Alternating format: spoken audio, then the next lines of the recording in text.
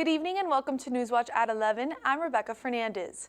Well, it was a beautiful, warm Sunday, and most of us were outside enjoying the weather. But the National Weather Service said these warm, dry conditions and gusty winds have increased the chances for wildfires in all of West Virginia.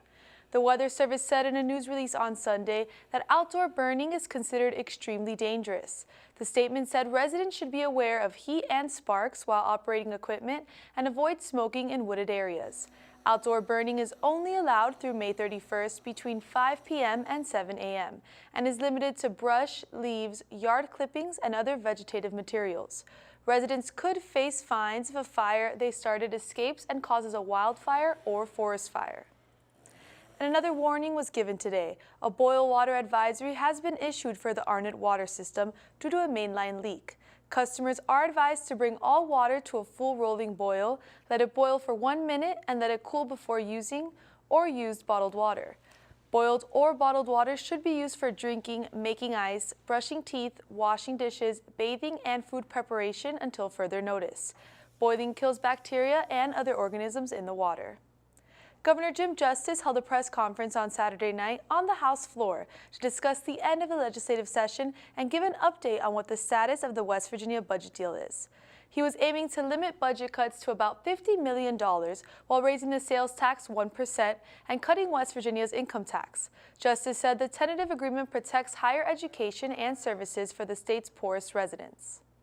Now let's be fair and say we all, at this moment, we don't need to be Republicans or Democrats or independents. We need at this moment to be West Virginians and be proud of one another. Now, I am very, very, very, very proud of how the Democrats have stood up, and it took phenomenal courage.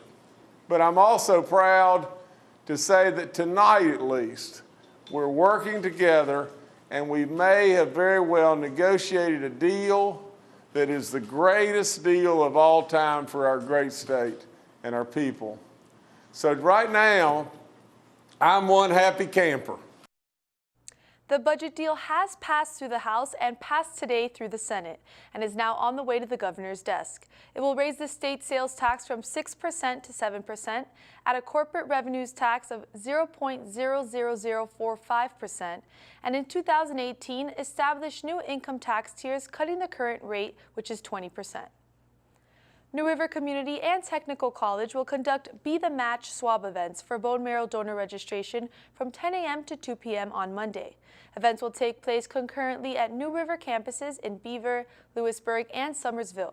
To join the registry, a potential donor must be between the ages of 18 and 44, in good health, and willing to donate to any patient he or she matches in the future. Several people came together Sunday morning to celebrate an important day, Palm Sunday. Newswatch's Ashley Cafaro has the story. In the name of the Father, and of the Son, and of the Holy Spirit. Amen. Churches all over the country came together on Sunday as they celebrated Palm Sunday, and one local church in Beckley is doing the same. Palm Sunday, what a tremendous ceremony here at St. Francis, where each one of our parishioners can get involved the same way that the Lord did many years ago into Jerusalem. And that is what many people did as the seats filled up inside St. Francis and they listened to Father Paul Warren.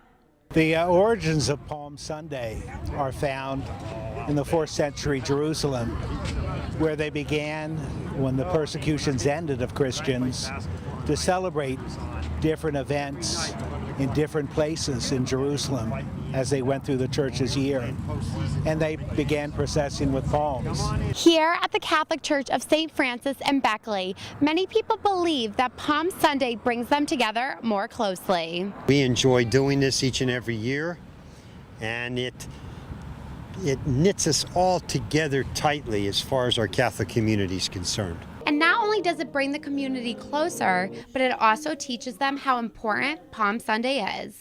Holy Week is the most important liturgical time, for the church, because the resurrection is what it's all about, because we were all saved because Jesus died and was resurrected. In Beckley, I'm Ashley Cafaro reporting for Newswatch. And also this afternoon, people in the Oak Hill community came together for a fun and exciting early Easter egg hunt. Solid Rock Worship Center came up with the fun idea and decided to host an Easter egg hunt for the community at the Oak Hill High School football field. The field was filled with 500 eggs as they welcomed over 200 kids to the fun event. It's just something great for the kids to do. I don't see a lot of kids out anymore. I don't see a lot of people getting together, showing unity, and that's what we're all about. We're about unity, bringing people together again, and it's just something great, you know. This is Solid Rock's second Easter egg hunt, and they say that this year is the biggest they've ever had. Still to come on Newswatch, West Virginia lawmakers have agreed to hold a voter referendum this year on issuing bonds to rebuild state highways and bridges. Plus, terrorism strikes on Palm Sunday. A pair of attacks in Egypt left at least 44 people dead and more than 100 others injured. Those stories and more when Newswatch returns. And now on to statewide and national news. West Virginia lawmakers have agreed to hold a voter referendum this year on issuing $1.6 billion in bonds to rebuild state highways and bridges. The House has adopted the Senate language for the referendum that removes references to specific taxes. The House voted 84-11 on Saturday night. Governor Jim Justice proposed a major roads program using bonds to restore infrastructure and put thousands of West Virginians to work. He proposed increasing the gasoline tax by 4.5 cents a gallon and raising some Department of Motor Vehicle fees and expressway tolls to support bonds issued over 4 years. And also in the state capitol, after suspending constitutional rules, the West Virginia Senate took up and passed the West Virginia Drug Overdose Monitoring Act. House Bill 2620 would establish an Office of Drug Control Policy to provide administrative support, research, coordination, and planning of funding for prevention, prosecution, reduction, and treatment of substance abuse in the state. The office would be under the Division of Justice and Community Services and would be a law enforcement entity. Under the bill, the office would collect and analyze substance abuse crime and overdose data in the state.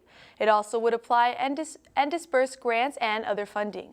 Members of the Senate voted to suspend constitutional rules to take the bill up on third reading Saturday night.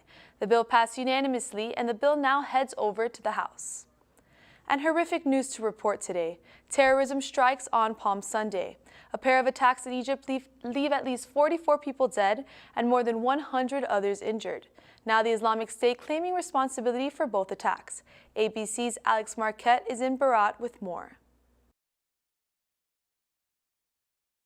One of the holiest days of the year ending in tragedy. Palm Sunday services in Egypt torn apart by explosions. Dozens killed in 2 separate terror attacks, both targeting the Coptic Christian community. ISIS now claiming responsibility. It started at St. George's Church in Tanta, just north of Cairo. This photo taken just minutes before the first blast, showing a full congregation inside, the explosion right in the middle of the packed pews. Cameras focused on the choir, capturing the moment of detonation. Much of the aftermath so graphic it can't be shown. But the damage clear around the altar, littered with debris, the walls pitted and blackened by the blast. As survivors tried to rescue the dead and wounded, a second blast at the Coptic church in Alexandria. Captured on surveillance cameras, officials say the bomber tried to get through the entrance of St. Mark's Cathedral, police there turning him away. He then blows himself up in front of a metal detector. Surviving worshippers holding palm leaves, stained with blood. This man says people were waiting inside the church when everything went black. He passed out, then awoke, and saw several bodies. Leaders around the world condemning the attacks, including Pope Francis, asking the world to pray during his Palm Sunday Mass at the Vatican, President Trump on Twitter, and Senate Minority Leader Charles Schumer. And to blow up some Christian churches on Palm Sunday in Egypt is just despicable. It shows that we have to redouble our efforts against ISIS. Show of solidarity on a day so full of sorrow. Alex Marquardt, ABC News, Beirut. And don't go anywhere. Frank will have a full look at your forecast when we come back.